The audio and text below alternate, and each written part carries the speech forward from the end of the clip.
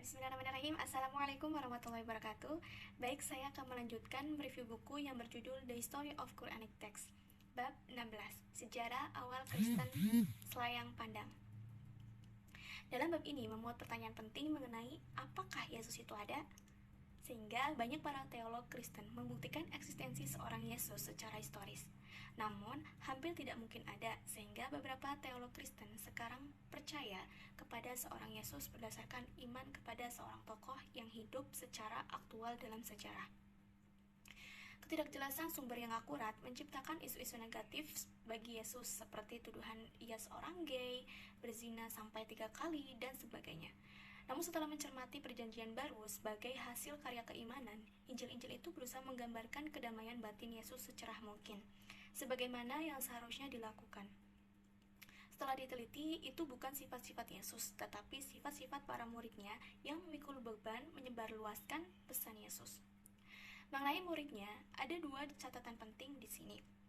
Yang pertama, ke-12 orang murid itu benar-benar telah menerima ajaran yang training khusus, sebab agaknya Yesus memang mempersiapkan pemimpin-pemimpin yang akan menggantikannya.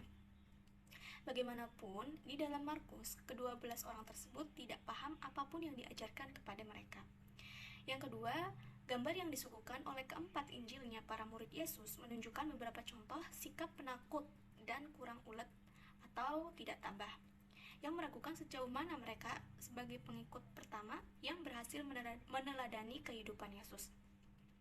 Jika kita ambil keempat Injil ini sebagai sebuah gambaran yang jujur tentang kehidupan Yesus dan peristiwa-peristiwa seputar wafatnya, maka yang kita baca mengenai murid-muridnya hanya akan menghancurkan kepercayaan pembaca terhadap teks. Karena di situ terdapat banyak bukti yang menyangkal paparan-paparan yang diberikan dalam kitab Injil. Hal ini mempunyai pengaruh langsung terhadap apakah penggambaran mengenai para murid itu akurat atau justru sebaliknya. Jika dianggap akurat, yakni para murid itu benar-benar tidak kompeten, maka berarti ajaran-ajaran Yesus memang lembek dan kompromistis. Akan tetapi, jika dianggap mereka itu berkompeten, berarti telah digambarkan tidak jujur oleh para penulis setelah mereka. Sehingga akurasi semua Injil itu benar-benar meragukan, dan begitu juga dengan kredo-kredonya. Selanjutnya, bab 17, Perjanjian Baru. Pengarang yang anonim dan perubahannya.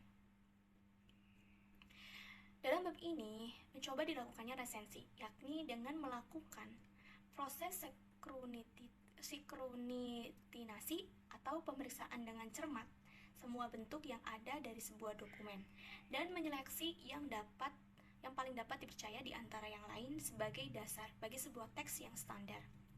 Secara alami, semakin belakangan tarik resensi yang pertama kali diupayakan, maka semakin memungkinkan bahwa manuskrip-manuskrip yang tengah diperiksa itu akan mengandung perubahan-perubahan.